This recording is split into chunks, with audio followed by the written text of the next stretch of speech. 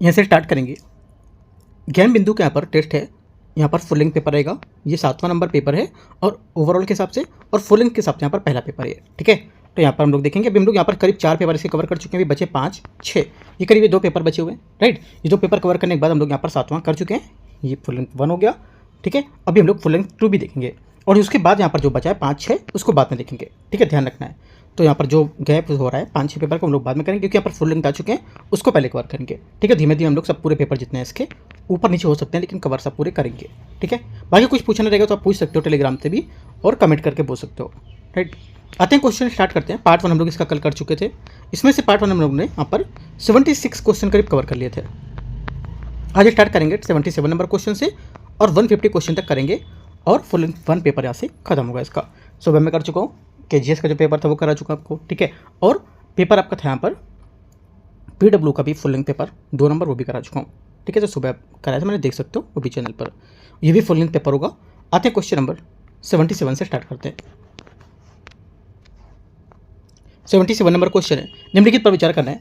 उत्तर पश्चिम भारत में ग्रीष्म ऋतु के चलने पर चलने वाली गर्म मौसम और गर्म शुष्क हवाओं को लू कहा जाता है। पहली बात क्या होगी, पहला स्टेटमेंट यहाँ से करेक्ट है। सेकंड, ग्रीष्म ऋतु में उत्तर पश्चिम भारत में पवनों की दिशा दक्षिण पश्चिम से पूर्व की ओर होती है। सेकंड बात यहाँ से ये भी करेक्ट है। तीसरा, उत्तर पश्चिम में भारत में उच्च दाब का क्षेत्र ग्रीष्म ऋतु के दौरान ही विकसित होता है। तीसरी बात यहाँ से गलत हो जाएगी इसकी। ठीक है, तीसरी बात यहाँ से गलत है। क्यों?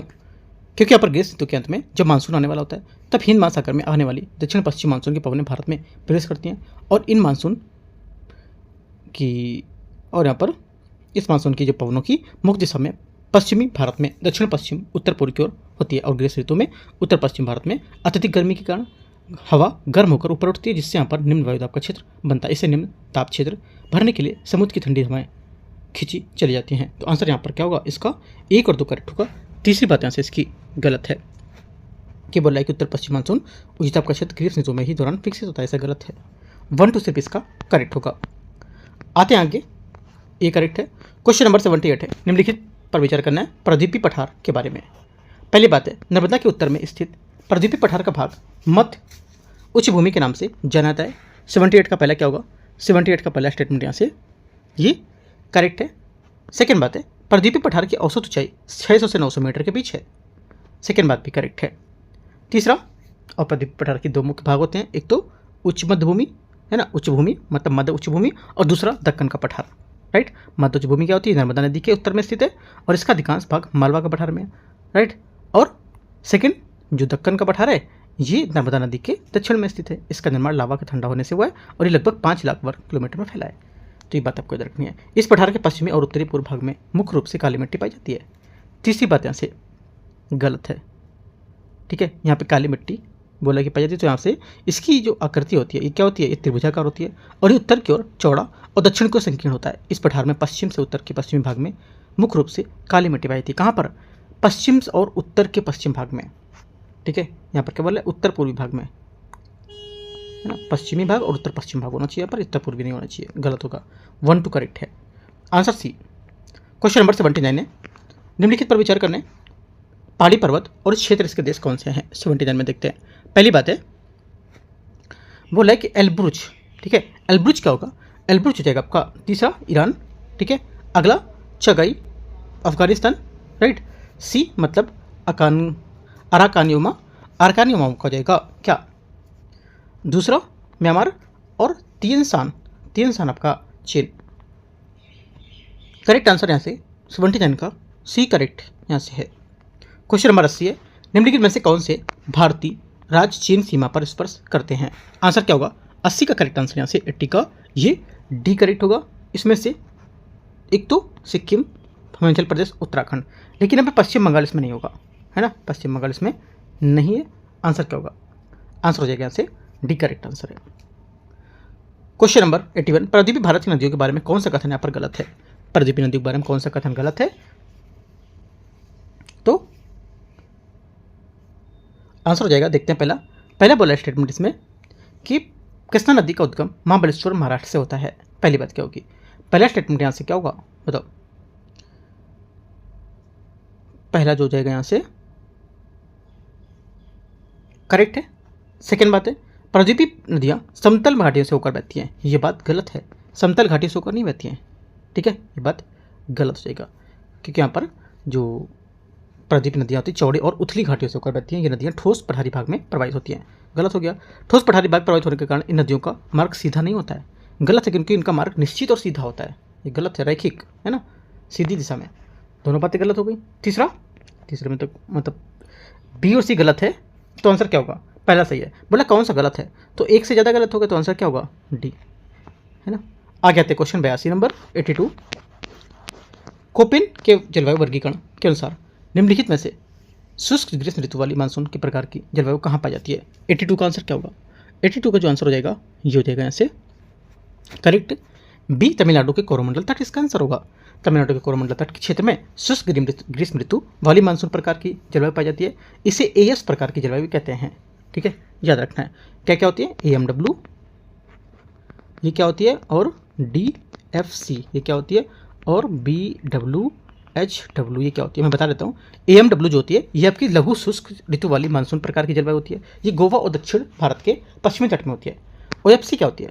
DFC क्या होती है? ये लघु ग्रीष्म ऋतु तथा ठंडी आदर्श शीत ऋतु वाली जलवायु अरुणाचल प्रदेश में पाई जाती है। BWHW क्या होती है? ये गर्म मरुस्थल राजस्थान का सबसे पश्चिमी भाग में पाई जाती है। और CWG क्या होती है? जो CWG है ये शुष्क ऋतु वाला मानसून प्रकार का गंगा के मैदान पूर्वी राजस्थान और उत्तरी मध्य प्रदेश में होता है। तो ये सब याद रखना है आपको। आंसर 82 का भी करेक्ट है। आगे आते क्वेश्चन 83। निम्नलिखित पर विचार करना है। अभिकथन है कारणार गंगा के मैदान में पश्चिमी और उत्तर पश्चिमी की ओर यहाँ पर जाने पर मानसून वर्षा घटती हुई मिलेगी। पहला क्या होगा? 83 का पहला स्टेटमेंट यहाँ से क्या होगा बताओ? देखो 83 का जो पहला स्टेटमेंट हो जाएगा यहाँ से ये करेक्ट है। सेकंड है जो जो मानसून हवाएं हिमालय के साथ साथ पश्चिमी की ओर बढ़ेंगी उनकी आर्द्रता क्या होगी? घटेगी। सेकंड बात भी यहाँ से करेक्ट है। दोनों बातें सही हैं, आंसर ए करेक्ट होगा। 84 नंबर 84 नंबर क्वेश्चन। निम्नलिखित में से दो युग में से कौन सम्मिलित नहीं कर रहा है? 84 में कौन सा सम्मिलित यहाँ पर नहीं है? आंसर हो जाएगा लिपलेख दर्रा, ये अरुणाचल प्रदेश। ये गलत है, क्योंकि लिपलेख दर्रा भारत के चीन सीमा पर उत्तराखंड राज्य में स्थित है, ना कि अरुणाचल प्रदेश में। ट्रक कृषि का संबंध निम्नलिखित में से किस एक से है? ठीक है, बताना है। आंसर क्या होगा? 85 का करेक्ट आंसर हो जाएगा जो सब्जियों के उत्पादन करने वाले प्रदेश होते हैं उनको बोलते हैं। ठीक है, सब्जियों के उत्पादन तथा उनके विपणन के लिए ट्रकों द्वारा ढुलाई की जाती है, और एक ट्रक फार्म एवं बाजार के मध्य दूरी को रात भर तय करता है, इसलिए इनका नाम ट्रक कृषि क्या किया गया? रखा गया है। और पश्चिमी यूरोप एवं अमेरिका के औद्योगिक क्षेत्रों में उद्यान कृषि के अतिरिक्त यहाँ पर कारखाना कृषि भी की जाती है, जिनमें क्या होता है? विशेषकर गाय, बैल और कुक्कुट का पालन भी होता है। आगे आते क्वेश्चन 86 नंबर 86। व्यष्टि माइक्रो, ठीक है, और समष्टि माइक्रो अर्थशास्त्र के बारे में विचार करना है। समष्टि अर्थशास्त्र का उदय 1930 के दशक में महान मंदी के बाद हुआ था, जिसका श्रेय जॉन मेनार्ड कीन्स की पुस्तक को दिया जाता है। पहली बात यहाँ से करेक्ट है। सेकंड, आर्थिक विश्लेषण में जहां व्यष्टि अर्थशास्त्र ऊपर नीचे दृष्टिकोण अपनाता है, वहीं समष्टि अर्थशास्त्र नीचे से ऊपर दृष्टिकोण को अपनाता है, उस पर आधारित होता है। ये बात गलत हो जाएगी, क्योंकि वास्तव में माइक्रो दृष्टिकोण नीचे से ऊपर, बॉटम टू अप, ठीक है, और माइक्रो इकोनॉमिक जो होता है, माइक्रो या फिर दृष्टिकोण होता है, ये ऊपर से नीचे, टॉप टू डाउन। लिख लो, इंपॉर्टेंट पॉइंट है ये। तीसरी बात है, सेकंड गलत है। मुद्रास्फीति और आर्थिक वृद्धि की गतिशीलता का अध्ययन मुख्य रूप से समष्टि अर्थशास्त्र के अंतर्गत किया जाता है। करेक्ट है। चौथा, ये दोनों जो शाखाएं होती हैं, ये दोनों शाखाएं पूरी तरह से स्वतंत्र और इनके अध्ययन के लिए विषयों का किसी भी प्रकार की कोई अधिव्यापन नहीं पाया जाता है। चौथी बात भी करेक्ट है। आंसर 3 4 1 1 3 4 1 3 4, हाँ ठीक है। करेक्ट आंसर क्या होगा? 1 3 4 के हिसाब से 86 का इसमें दे नहीं रखा है 1 3 4, आप लिख लो इसमें 1 3 4 इसको भी, ठीक है। 4 भी सही है, यहाँ पर 4 नहीं दे रखा है लेकिन, राइट। आगे आते क्वेश्चन 87 87। कथन है और कारण मानव विकास सूचकांक HDI मतलब ह्यूमन डेवलपमेंट इंडेक्स जो होता है, उसकी अवधारणा का प्रतिपादन अर्थशास्त्री महबूब उल हक और अमर सेन द्वारा किया गया था, जो विकास को केवल आय के बजाय दोनों के विकल्पों के विस्तार के रूप में देखते थे। पहली बात क्या होगी? 87 का पहला स्टेटमेंट यहाँ से ये क्या होगा? करेक्ट होगा, सही है। सेकेंड बात है, मानव विकास सूचकांक ह्यूमन डेवलपमेंट जो रिपोर्ट है, ये प्रतिवर्ष विश्व बैंक द्वारा जारी की जाती है, ताकि विभिन्न देशों में स्वास्थ्य, शिक्षा और जीवन स्तर के बीच तुलनात्मक अंतर को स्पष्ट किया जा सके। सेकेंड बात इसकी गलत है, क्योंकि मानव विकास रिपोर्ट विश्व बैंक द्वारा नहीं बल्कि संयुक्त राष्ट्र विकास कार्यक्रम यूनाइटेड नेशन डेवलपमेंट प्रोग्राम द्वारा जारी की जाती है। और विश्व बैंक विश्व विकास रिपोर्ट है वर्ल्ड डेवलपमेंट रिपोर्ट जारी करता है, और संयुक्त विकास राष्ट्र विकास कार्यक्रम। तो इस सब बातें आपको याद रखना है। आंसर क्या होगा? ओनली वन करेक्ट है, सी। क्वेश्चन नंबर 88 नीचे दिए गए पर कथन और कारण विचार करना देखते हैं। कथन ए, कारणार्थ। यदि किसी देश के लिए विदेशों से प्राप्त निवल आय कारक ऋणात्मक होता है तो उस देश में बाजार कीमत पर सकल राष्ट्रीय जो उत्पाद है उसके बाजार कीमत पर सकल घरेलू उत्पाद से कम होगा। पहली बात क्या होगी?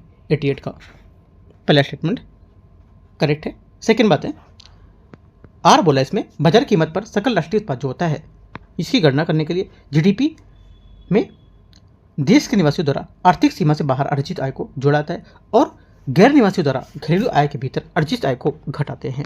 इंपॉर्टेंट पॉइंट है, पॉइंट अच्छे से करके समझ के लिख लो इसको, ठीक है। तो क्या होगा? दोनों बातें करेक्ट है। आंसर यहाँ से एक करेक्ट होगा। इसकी व्याख्या भी कर रहा है क्योंकि यहाँ पर दोनों एक ही चीज को लेकर आगे व्याख्या कर रहे हैं। क्वेश्चन नंबर 89 89 नंबर है, जमींदारी उन्मूलन क्रिया किया गया था कब और यहाँ पर किस वर्ष? ठीक है, देखते हैं। 89 89 नंबर में ये बोला है, पहली बात यहाँ से पहली बात है मद्रास क्या दे रखा है? उड़ीसा, है ना, उड़ीसा दे रखा है। तो आपको क्या होगा? ये हो जाएगा आपका 1952 करेक्ट है, ठीक है। उड़ीसा, पंजाब, सौराष्ट्र, राजस्थान, सही है बात। अगला हिमाचल प्रदेश, हिमाचल प्रदेश आपका हो जाएगा कब? ये 1954 न कि 56, गलत होगा। उत्तर प्रदेश कब होगा? उत्तर प्रदेश आपको हो जाएगा ये बिहार, उत्तर प्रदेश, मध्य प्रदेश, असम 1951 करेक्ट है, 1 और 3। चौथा असम, असम भी कब हुआ था? इसी में बिहार, उत्तर प्रदेश, मध्य प्रदेश, असम 1951 में ही, न कि 53। 1 और 3 करेक्ट है। आंसर सी 89 का 89। 90 नंबर क्वेश्चन है 90, विभिन्न प्रकार की मुद्राओं के संबंध में विचार करना है। गर्म मुद्रा, हॉट मनी वह मुद्रा है जो वित्तीय बाजारों में अल्पकालिक लाभ प्राप्त करने के लिए एक देश से दूसरे देश में काफ़ी तेजी से स्थानांतरित होती है। 90 का पहला स्टेटमेंट करेक्ट है। सेकेंड, दुर्लभ मुद्रा उस मुद्रा को कहा जाता है जिसकी अंतर्राष्ट्रीय बाजार में आपूर्ति की मांग तुलना में काफ़ी अधिक होती है। सेकेंड बात गलत है, क्योंकि दुर्लभ मुद्रा जो होती है, दुर्लभ मुद्रा, हाँ सॉरी दुर्लभ मुद्रा ही लिखा है, मुद्रा बोल रहा हूँ मैं। दुर्लभ मुद्रा जो है ये हार्ड करेंसी जिसको बोलते हैं वह होती है जिसकी मांग काफ़ी अधिक होती है और आपूर्ति काफ़ी कम होती है, जैसे डॉलर। यहाँ कथन में आपूर्ति को अधिक बताया जा रहा है, इस वजह से गलत हो जाता है। स्टेटमेंट घुमाती है क्या है? किसी बात है सुलभ मुद्रा वह मुद्रा होती है जो अंतर्राष्ट्रीय बाजार में आसानी से उपलब्ध होती है और इसकी मांग कम और आपूर्ति अधिक होती है।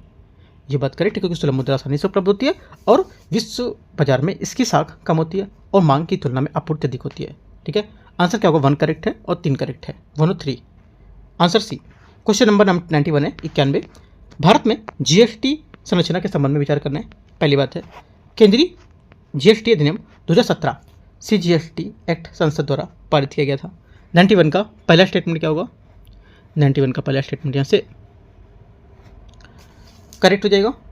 सेकेंड बात है एकीकृत जीएसटी अधिनियम 2017 आईजीएसटी एक्ट अंतर्राज्यीय व्यापार के लिए होगा, सही है।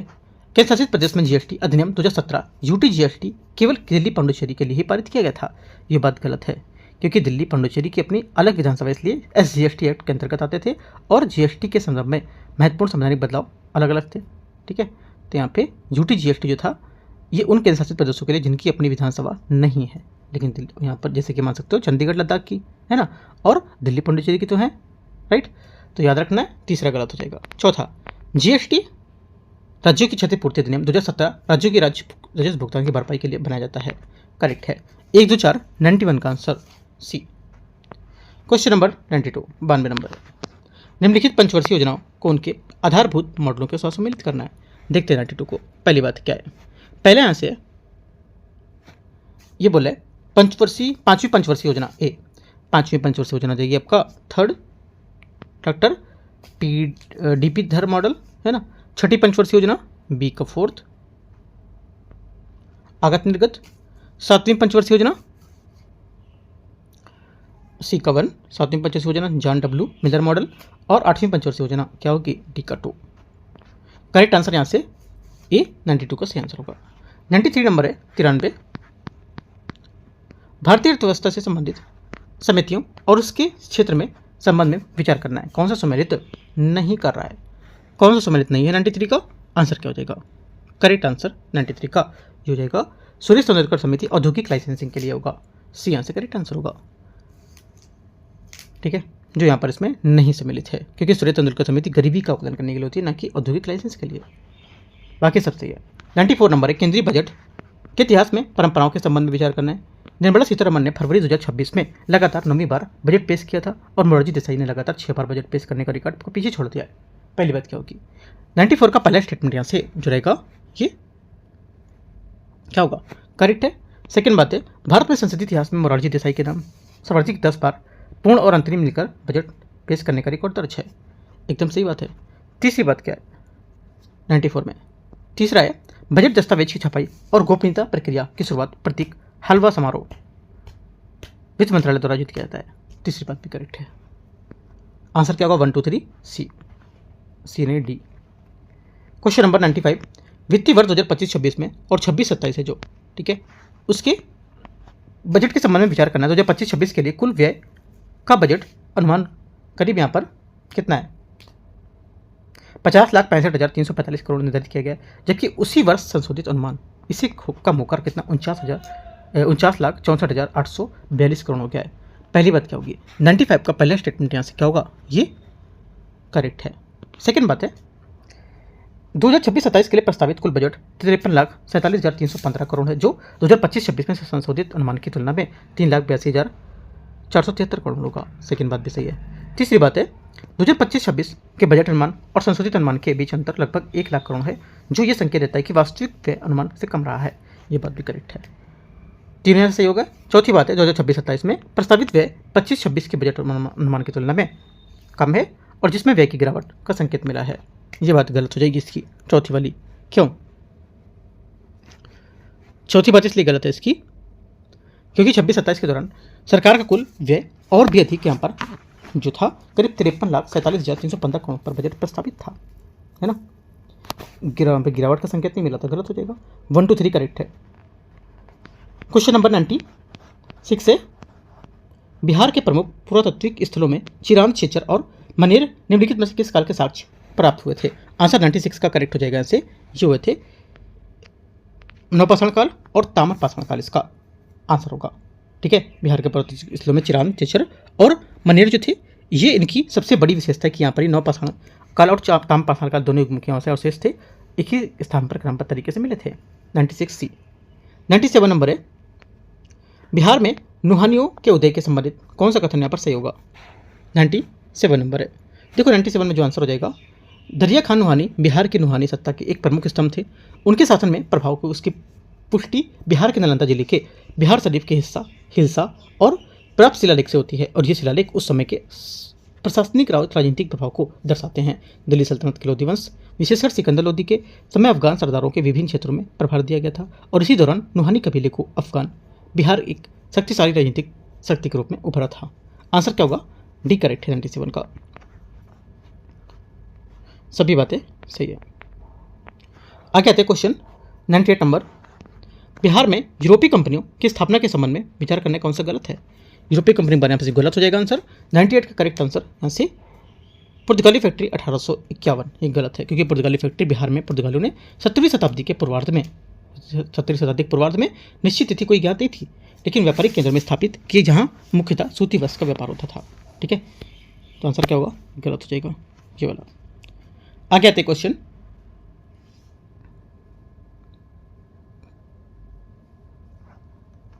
99 नंबर है, दक्षिण बिहार के संबंध में कौन सा कथन गलत है? दक्षिण बिहार के बारे में कौन सी बात यहाँ पर गलत है? 99 में आंसर हो जाएगा, दक्षिण बिहार का मैदान पश्चिम में आर्थिक संकीर्ण है और पूर्व में मुंगेर के पास चौड़ा हो जाता है। ये यहाँ से आंसर होगा। ठीक है, आगे आते क्वेश्चन 100 नंबर 100। सूची को सूची 2 को मैच करना है। सीटों के प्रकार, सीटों की संख्या कौन कौन सी है देखते हैं। बिहार लोकसभा की अनुसूचित जनजाति, ठीक है, कितनी है? 0। ठीक है, आगे मैच नहीं हो रहा है। हाँ, बिहार लोकसभा में अनुसूचित जनजाति कितनी होगी? अनुसूचित देखो जनजाति ने देख ली 0, लेकिन अनुसूचित जाति कितनी है? SC कितनी हो जाएगी? जो है 6। बिहार विधानसभा में अनुसूचित जनजाति, जो है जनजाति हो जाएगी सी का 2 और बिहार विधानसभा में अनुसूचित जाति 38। ठीक है, ध्यान रखना है क्या क्या लिखा है, ठीक है। आंसर क्या होगा, आंसर यहाँ से हो जाएगा इसका 100 का डी करेक्ट है। क्वेश्चन नंबर 101 है, दक्षिण बिहार ग्रामीण बैंक आधिकारिक रूप से कब अस्तित्व में आई थी। 101 का सही आंसर हो जाएगा, यह अस्तित्व में आई थी कब, करेक्ट आंसर डी 1 जनवरी 2019 इसका सही आंसर होगा। और यह बैंक दो पुराने ग्रामीण बैंकों के मध्य बिहार ग्रामीण बैंक में पुराने में विलय हुए थे।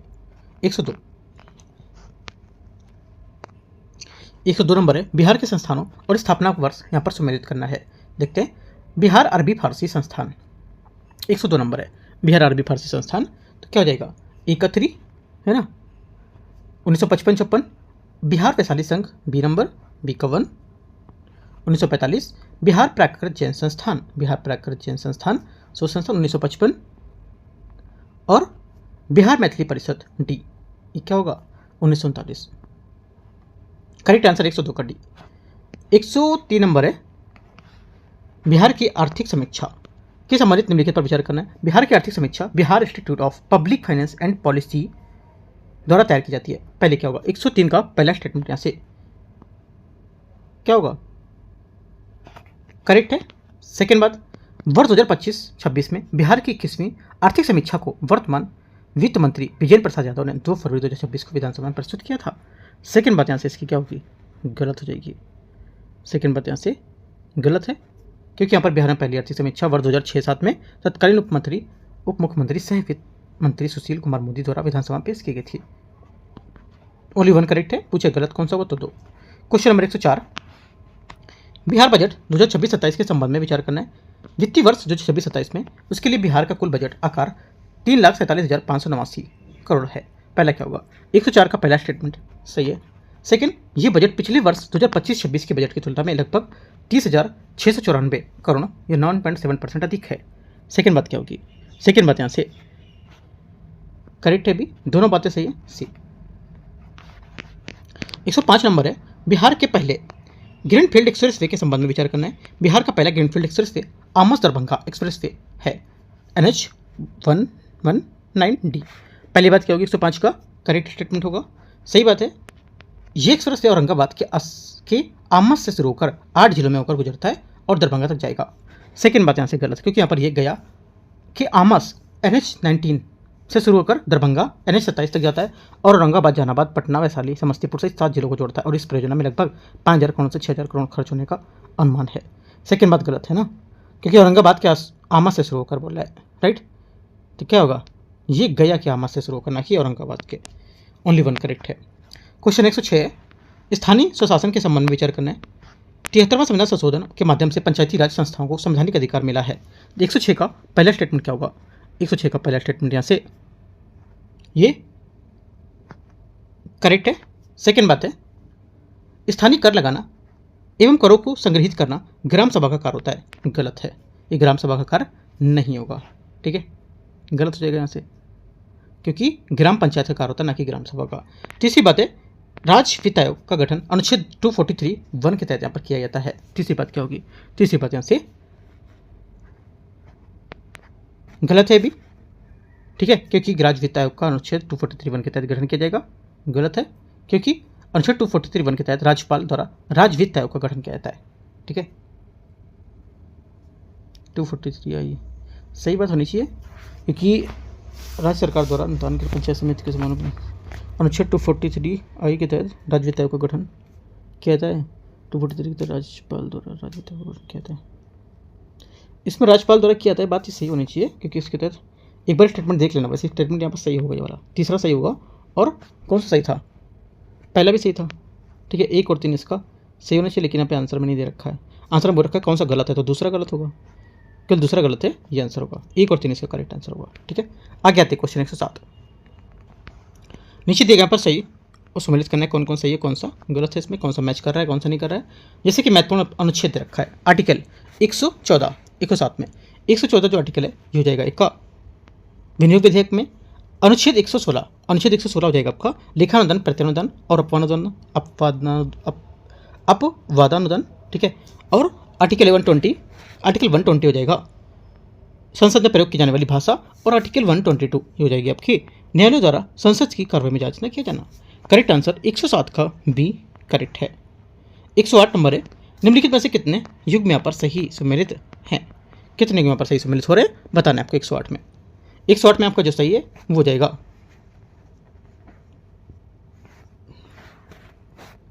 परमादेश। क्या होता है? देखो परमादेश हम आदेश देते हैं, है ना, परमादेश का शब्द रोकना नहीं होता है। प्रतिषेध का क्या होता है? प्रतिषेध होता है रोकना। ये प्रमाणित करना बोला है तो गलत हो गया, है ना। प्रमाणित करना किसमें होता है? उत्प्रेषण में। उत्प्रेषण क्या बोला है? प्राधिकृत या वारंट द्वारा, है ना, ये बात भी गलत हो जाएगा। बंदी प्रत्यक्षीकरण, बंदी प्रत्यक्षीकरण होता है आपका क्या? ये शरीर को प्रस्तुत किया जाना चाहिए, ये बात करेक्ट है। सिर्फ चौथी स्टेटमेंट यहाँ से सही है, 1 2 3 तीनों गलत हो गए, चौथा स्टेटमेंट है ये करेक्ट है। तो आंसर क्या होगा? 4 कथनों में सिर्फ 1 कथन यहाँ पर सही होगा, ठीक है। 4 युग्म सही सम्मिलित है गलत है, 2 युग्म सही सम्मिलित गलत, 3 से गलत है, 1 युग्म सही सम्मिलित है, डी आंसर होगा 108 का। 109 नंबर है, राज्य में विधानमंडल के संबंध में विचार करने कौन सा गलत है? ठीक है, कौन सा गलत है आंसर बताना है। 109 का जो गलत हो जाएगा आंसर ये हो जाएगा, दल बदल के तहत सदस्यों की निर्भरता के मामले में राज्य का राज्यपाल निर्णय अंतिम होता है, ये बात गलत है, क्योंकि यहाँ पर 10 सूची में इसके तहत दल बदल निर्भरता के मामले विधानसभा के अध्यक्ष तथा विधान परिषद के मामले में सभापति फैसला लेते हैं, ना कि राज्यपाल, ये बात गलत हो जाएगी। 110 नंबर है, 110 ग्राम पंचायत या ग्राम न्यायालय में न्यायाधिकारी की नियुक्ति राज्य सरकार द्वारा किसकी सहमति से करते हैं? 110 का आंसर क्या होगा? 110 का आंसर हो जाएगा डी आंसर करेक्ट है, उच्च न्यायालय इसका सही आंसर होगा, क्योंकि ग्राम न्यायालय के न्यायाधिकारी की नियुक्ति राज्य सरकार के उच्च न्यायालय की सहमति से करता है, और ग्राम न्यायालय प्रथम श्रेणी के दंडाधिकारी की अदालत होगा, और भारत के विधि आयोग में अपनी 114वीं रिपोर्ट ग्राम न्यायालय की स्थापना का सुझाव देगी। ग्राम न्यायालय की स्थापना ग्राम न्यायालय अधिनियम 2008 के तहत राज्य सरकारों की द्वारा की जाती है। 110 का डी। 111 नंबर है, निम्नलिखित पर विचार करने कथनों का कारण। देखते हैं अभी कथन क्या बोले। उपराष्ट्रपति का पद रिक्त होने पर नया चुनाव 6 महीने के भीतर कराना अनिवार्य होता है। 111 का पहला स्टेटमेंट क्या होगा? 111 का पहला स्टेटमेंट यहाँ से गलत है ना। पहली बात गलत है, क्योंकि जो राष्ट्रपति के लिए 6 महीने की समय सीमा है, लेकिन उपराष्ट्रपति के लिए संविधान में केवल शीघ्र शब्द का प्रयोग करता है, कोई निश्चित समय सीमा इसमें नहीं दी गई है। उपराष्ट्रपति की पदावधि उसके पद ग्रहण करने से लेकर 5 वर्ष तक होती है, पहली बात गलत है। सेकेंड बात है, आर नंबर यहाँ से, संविधान में उपराष्ट्रपति की मृत्यु या इस्तीफा के कारण हुई रिक्ति भरने के लिए शीघ्र चुनाव कराने का प्रावधान होता है। ये बात क्या होगी? सही हो जाएगी, आंसर सी करेक्ट है। क्वेश्चन नंबर 112, राष्ट्रपति पर महाभियोग चलाने के लिए निम्नलिखित सदन में किस बहुमत की आवश्यकता होती है? किस प्रकार के बहुमत की आवश्यकता होती है? 112 का आंसर क्या होगा? 112 का आंसर हो जाएगा सदन की कुल सदस्यता का 2/3 बहुमत इसका सही आंसर होगा, ठीक है। और विशेष बहुमत से संबंधित मामले में विशेष बहुमत प्रत्येक सदन की कुल सदस्यता का बहुमत और उपस्थित मतदान करने वाले सदस्यों का 2/3 बहुमत आवश्यक होगा। क्वेश्चन नंबर 113, नीचे दिए गए कथन कारण अनुच्छेद 359 के तहत राष्ट्रपति आपातकाल के दौरान सभी मूल अधिकारों को परिवर्तन को निलंबित कर सकता है। 113 का पहला स्टेटमेंट क्या होगा? पहला स्टेटमेंट यहाँ से गलत है, क्योंकि अनुच्छेद 359 जो होता है ये सभी अधिकारों को नहीं बल्कि केवल उन्हीं को निलंबित करता है जिनका उल्लेख राष्ट्रपति के आदेश में होता है, और अनुच्छेद 359 अनुच्छेद 20 और 21 के निलंबन को लागू नहीं करता है। सेकेंड बात है, 44वें संविधान संशोधन अधिनियम 1978 के बाद राष्ट्रपति अनुच्छेद 20 और 21 द्वारा दिए गए अधिकारों को लागू करने के लिए अधिकार और निलंबित नहीं कर सकता है। सेकेंड बात क्या होगी? आर यहाँ से करेक्ट है, आंसर क्या होगा? केवल आर सही है, डी आंसर होगा 13 नंबर का। क्वेश्चन 14 14 नंबर है, संविधान के किस अनुच्छेद के अंतर्गत नियंत्रक मालिका परीक्षक कैग की नियुक्ति कैग किसी प्रकार के शुल्क और शुद्ध अगमों जो हैं अगम उनकी निर्धारण प्रमाणन को करेगा देखरेख। फिर से पढ़ते हैं क्वेश्चन। संविधान के किस अनुच्छेद में बताया गया कि भारत के नियंत्रक मालिका परीक्षक कैग किसी कर शुल्क या शुद्ध आगम जो है इसका निर्धारण करने का प्रमाण करेगा? आंसर हो जाएगा 114 का करेक्ट आंसर, ये अनुच्छेद 279 इसका सही आंसर होगा। क्वेश्चन 115, निम्नलिखित में से कौन सी समिति केवल लोकसभा से संबंधित है? 115 का आंसर क्या होगा? 115 का आंसर हो जाएगा केवल 2 प्राक्कलन समिति इसका सही आंसर होगा, ठीक है। प्राक्कलन समिति के सभी 30 सदस्य क्या होते हैं? सभी 30 सदस्य केवल लोकसभा से होते हैं। प्राक्कलन समिति का मुख्य कार्य बजट सम्मिलित अनुमानों की जांच करना और लोक व्यय पिता को सुझाव देना होगा, बी। क्वेश्चन नंबर 116, इसमें बोला है भारत के निर्वाचन जो अधीक्षण है निर्देशन और नियंत्रण का कार्य कौन करता है? 116 का सही आंसर क्या होगा? 116 का सही आंसर हो जाएगा यहाँ से सी स्टेटमेंट भारत का निर्वाचन आयोग इसका सही आंसर होगा। भारत के निर्वाचन के अधीक्षण निर्देशन और नियंत्रण का कार्य भारत निर्वाचन आयोग करता है, प्रस्तुत करता है। और आयोग के पास 15 भाग में, जो भाग 15 है उसमें अनुच्छेद 324 से 329 तक में निर्वाचन से संबंधित प्रावधानों का उल्लेख मिलता है। आगे आते क्वेश्चन 117, निम्नलिखित में से कौन सा समवर्ती सूची का विषय नहीं है? समवर्ती सूची का विषय नहीं है, 117 का आंसर हो जाएगा। एक तो समवर्ती सूची का विषय नहीं है ना, तो आंसर क्या होगा? कौन सा नहीं है इसमें पूछ रहे हैं।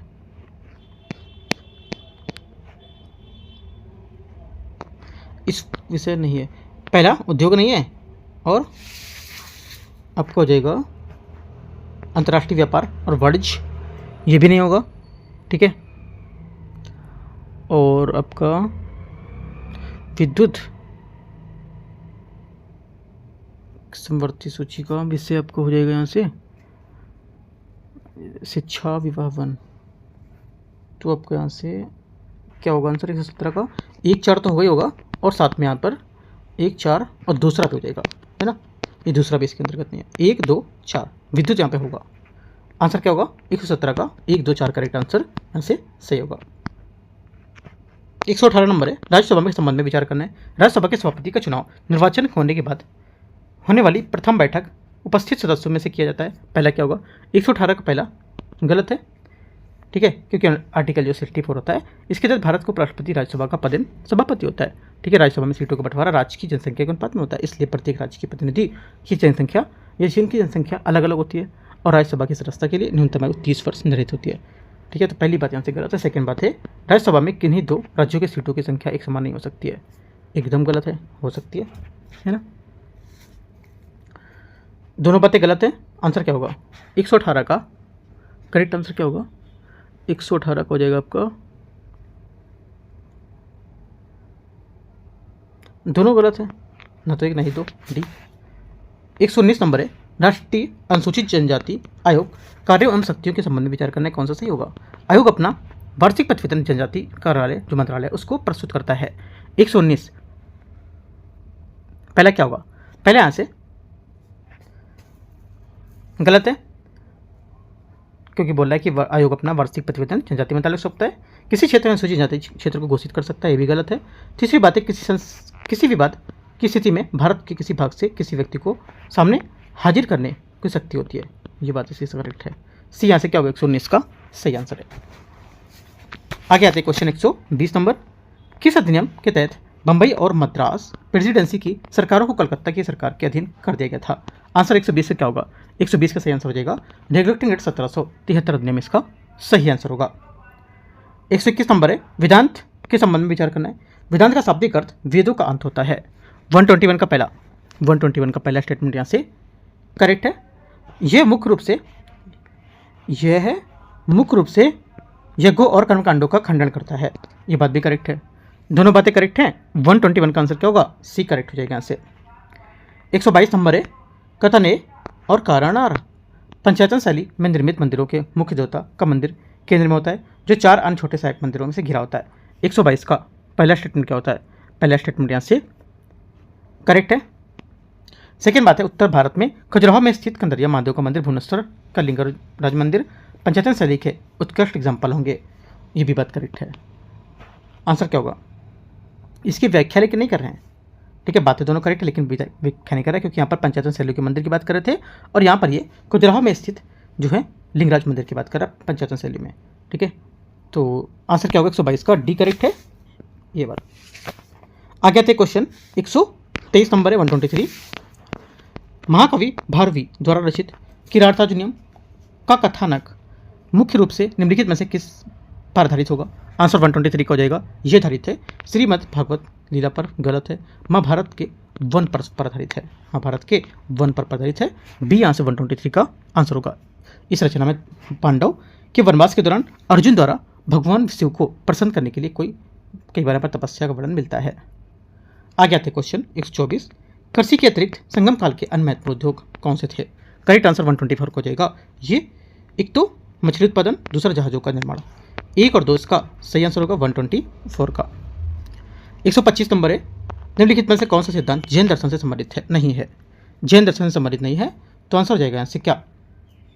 करेक्ट आंसर हो जाएगा शून्यवाद, क्योंकि शून्यवाद जैन दर्शन का नहीं, बल्कि यहाँ पर यह बौद्ध दर्शन से संबंधित है। और शून्यवाद का प्रतिपादन बौद्धाचार्य नागार्जुन ने अपनी पुस्तक मूल माध्यमिक कारिका को करके बताया था। और शून्यवाद बौद्ध धर्म की महायान शाखा से संबंधित होगा। सी आंसर होगा। सी मतलब केवल 2। क्वेश्चन 126 से 126, प्राचीन भारतीय इतिहास के संबंध में हेलियोडोरस स्तंभ के बारे में विचार करना है। हेलियोडोरस ने इस स्तंभ को तक्षशिला में स्थापित कराया था। 126 का पहला स्टेटमेंट क्या होगा? 126 का पहला स्टेटमेंट यहाँ से गलत है। ठीक है, पहली बात गलत है क्योंकि सब लेख में हेलियोडोरस स्वयं को भागवत अर्थात भगवान कृष्ण के गौरव पुजारी बताता था। पहली बात गलत हो जाएगी इसकी। सेकेंड बात क्या है?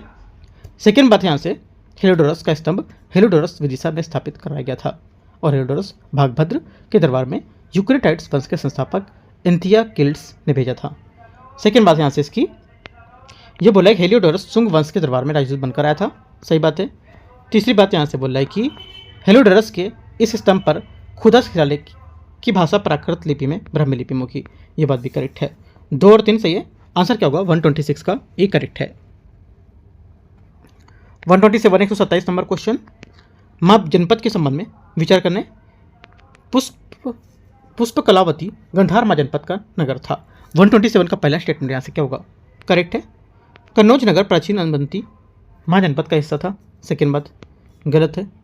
ठीक है, सेकेंड यहाँ से गलत है क्योंकि कन्नौज का प्रसिद्ध नगर पंचाल महाजनपद में शामिल था और महत्वपूर्ण महाजनपद उनकी राजधानी होती थी और कन्नौज शहर प्राचीन अवंती महाजनपद का हिस्सा था। गलत हो जाएगी क्योंकि अवंती उत्तरी अवंती राजधानी थी इसकी। ठीक है। तीसरी बात है हस्तिनापुर कुरु जनपद का प्रमुख नगर था। ये बात यहाँ से करेक्ट है। 1 और 3 सही है। आंसर यहाँ से सही पूछा है तो डी नंबर। 128 है राजा हाल के संबंध में कौन सा कथन यहाँ पर सही है? पहली बात है 128 का, इसमें बोला है राजा हाल सातवाहन वंश का महान शासक था। सही बात है एकदम। सेकेंड बात है इसने प्राकृत भाषा में गाथा सप्तशती की रचना की थी। सेकेंड बात भी करेक्ट हो जाएगी। तीसरा राजा हाल ने व्रत कथा की रचना प्राकृत भाषा में की थी। तीसरी बात क्या होगी? 128 का तीसरा स्टेटमेंट यहाँ से गलत है क्योंकि हाल ही में रचना गाथा सप्तशती है जो प्राकृत भाषा में लिखी गई है। ये 700 प्रेम कविताओं का एक संकलन होगा। ठीक है, वृहत कथा नहीं, ना कि क्या होगा? गाथा सप्तशती होगा। 1 2 करेक्ट है। 128 का ए आंसर यहाँ से सही हो जाएगा। ये मतलब 1 2। आगे आते क्वेश्चन 129 नंबर है कथन ए कारणार्थ। कुतुब मीनार का निर्माण कुतुबुद्दीन ऐबक द्वारा पूर्ण करवाया गया था। 129 का पहला स्टेटमेंट क्या होगा? 129 का पहला स्टेटमेंट यहाँ से ये गलत है क्योंकि कुतुब मीनार की नींव 1199 में कुतुबुद्दीन ऐबक ने रखी थी। ठीक है, वो केवल पहली मंजिल बना सका था। कुतुब मीनार प्रसिद्ध सूफी संत ख्वाजा कुतुबुद्दीन बख्तियार काकी की याद में बनाया गया था और इल्तुतमिश ने इसमें और 3 मंजिल जुड़वाकर इसे पूरा किया था और बिजली गिरने के क्षतिग्रस्त होने पर यह फिरोज शाह तुगलक ने मरम्मत करवाई थी और 5वीं मंजिल बनवाई थी। आगे आते हैं सेकेंड बात। सेकेंड बात बोला है यह प्रसिद्ध सूफी संत ख्वाजा कुतुबुद्दीन बख्तियार काकी का अनुयायी था और उनकी याद में इसका निर्माण शुरू किया था। करेक्ट है। ओनली 2 मतलब ओनली बी। 129 का भी करेक्ट है। 130 नंबर है विजयनगर साम्राज्य पर शासन करने वाले राजवंशों को उनके सही कालक्रम में व्यवस्थित करना है। 130 का जो आंसर हो जाएगा क्या हो जाएगा? सही कालक्रम में रखेंगे तो पहला आएगा दूसरा मतलब कि संगम वंश, उसके बाद चौथा नंबर सालू वंश, उसके बाद पहला तुलुवा वंश और उसके बाद आपका आएगा तीसरा अरबीडु वंश।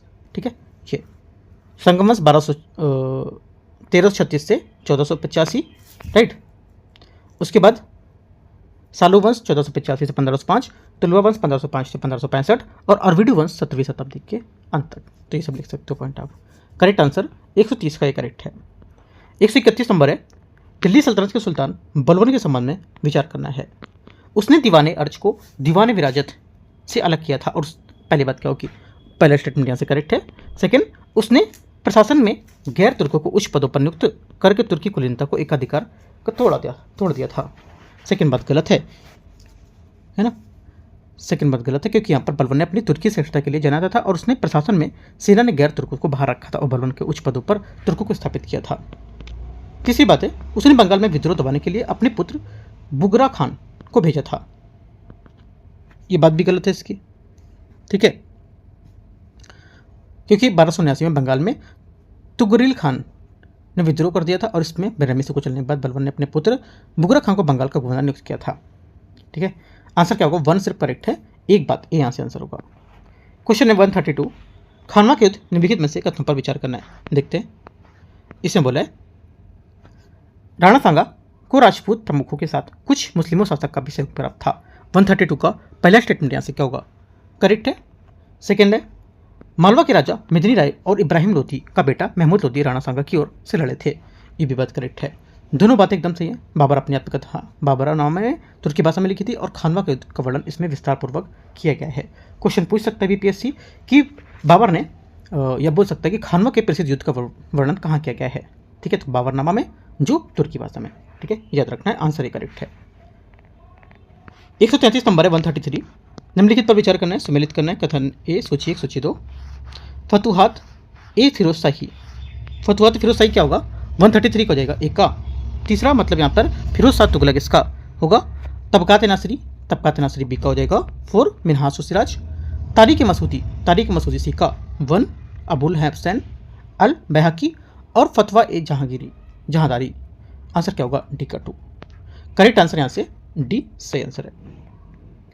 134 है सर हिंद के युद्ध 1555 के बारे में विचार करना है। ये युद्ध हुमायूं और सूर साम्राज्य के सिकंदर शाह सूरी के बीच लड़ा गया था। 134 का पहला स्टेटमेंट यहाँ से करेक्ट है। सेकंड, इस युद्ध में मुगल साम्राज्य के नेतृत्व में बैरम खान ने किया था। इस युद्ध में मुगल साम्राज्य का नेतृत्व बैरम खान ने किया था। सेकंड बात क्या होगी, ये भी करेक्ट है।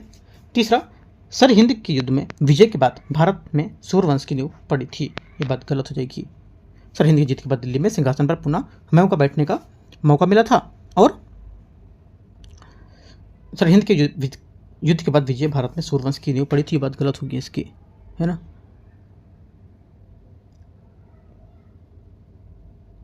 आंसर क्या होगा, 1 2 करेक्ट है, सी नंबर।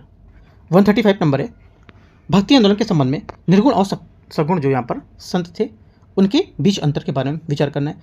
सगुण संत निराकार ईश्वर की आराधना पर बल देते थे। पहला 135 का पहला स्टेटमेंट यहाँ से गलत हो जाएगा, क्योंकि यहाँ पर सगुण परंपरा में ईश्वर को विशिष्ट नाम, गुण तथा रूप में पूजा किया जाता था। ये ईश्वर के अवतार पर विश्वास करते थे। ठीक है, तो ये बात गलत होगी। सेकेंड बात है कबीर एवं गुरु नानक देव क्या थे, निर्गुण भक्ति के प्रमुख प्रणेता थे। सेकेंड बात यहाँ से करेक्ट है। तीसरा, तुलसीदास और चैतन्य महाप्रभु सगुण परंपरा के लोकप्रिय बनाया गया था, ये बात भी करेक्ट हो जाएगी। 2 और 3 सही है। आंसर क्या होगा, आंसर हो जाएगा यहाँ से इसका भी करेक्ट है। क्वेश्चन नंबर 136, निम्नलिखित पर विचार करना है। कॉर्नवालिस कोड 1793 का मुख्य उद्देश्य प्रशासन एवं कानून को एक निश्चित ढांचे में व्यवस्थित करना ताकि सत्य का दुरुपयोग न हो। 136 का पहला स्टेटमेंट यहाँ से करेक्ट है। कॉर्नवालिस द्वारा ईस्ट इंडिया कंपनी के सेवा कर्मियों को 3 शाखाओं में सैन्य और राजस्व कर्मियों न्यायिक में बांटा गया था। सेकेंड बात गलत होगी। ठीक है, क्योंकि कॉर्नवालिस द्वारा 1793 में कॉर्नवालिस कोड स्थापित किया गया था और जो शक्ति का पृथक्करण सिद्धांत पर आधारित था और इसके तहत कलेक्टर से न्यायिक शक्तियां छीन ली गई थी और उसे केवल राजस्व संग्रहण तक सीमित कर दिया गया था। और कॉर्नवालिस कोड द्वारा ईस्ट इंडिया कंपनी के सेवा कर्मियों को राजस्व न्यायिक और वाणिज्यिक शाखाओं में बांटा गया था, ये बात गलत हो जाएगी। 1 सिर्फ करेक्ट है। क्वेश्चन 137 है, निम्नलिखित पर विचार करना है। स्वदेशी आंदोलन के दौरान इनमें से किसने मोक्ष खीर भंडार लक्ष्मी भंडार की स्थापना की थी। आंसर 137 को जाएगा, सरला देवी इसका सही आंसर होगा।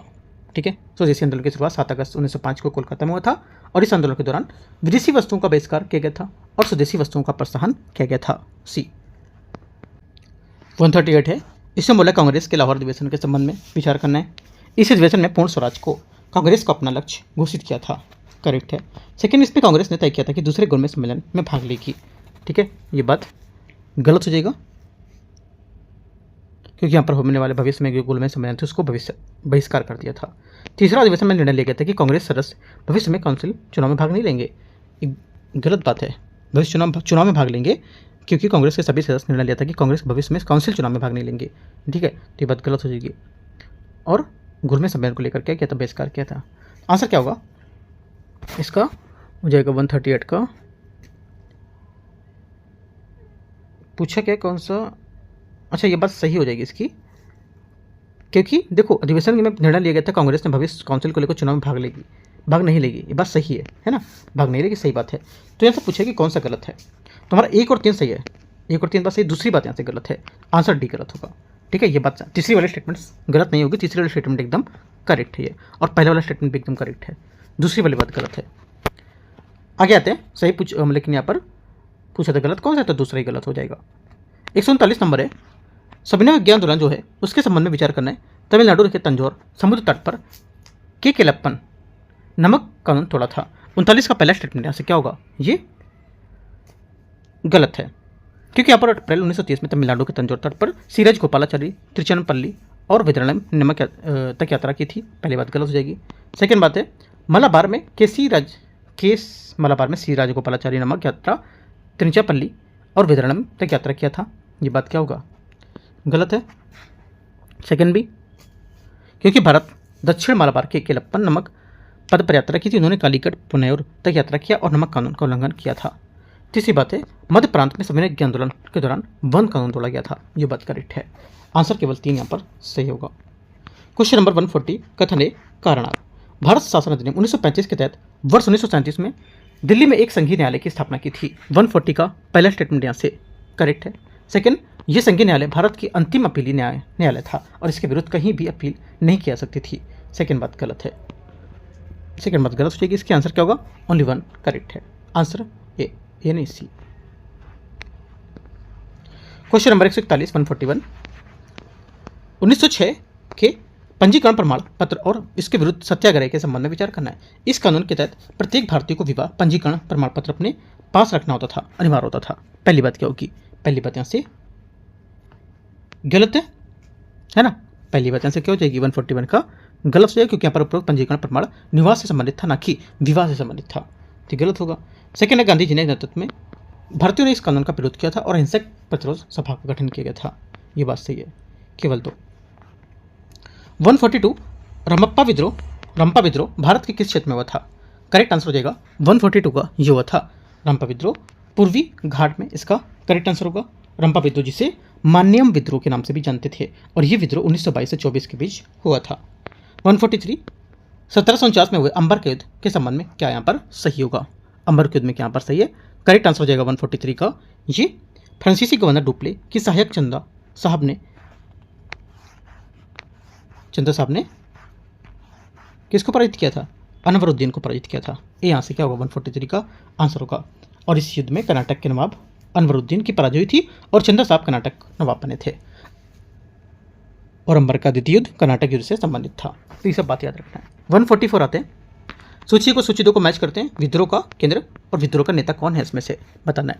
देखो, विद्रोह का केंद्र के हिसाब से और इसका नेता, पहली बात मथुरा का आपको हो जाएगा कौन, मथुरा का हो जाएगा ए का 2 देवी सिंह। मेरठ का कौन होगा, मेरठ का आपको हो जाएगा बी का 3 मतलब कदम सिंह। और हरियाणा का कौन होगा, हरियाणा का आपको हो जाएगा सी का 1 हो जाएगा ना, हाँ ठीक है, हरियाणा का 1 हो जाएगा रवि, जो क्या है तुलाराम। और रायपुर का क्या होगा, रायपुर का डी का 4 राणा सिंह। करेक्ट आंसर 144 का बी करेक्ट है, ठीक है। आगे आते हैं 145, कथन है कारणार्थ।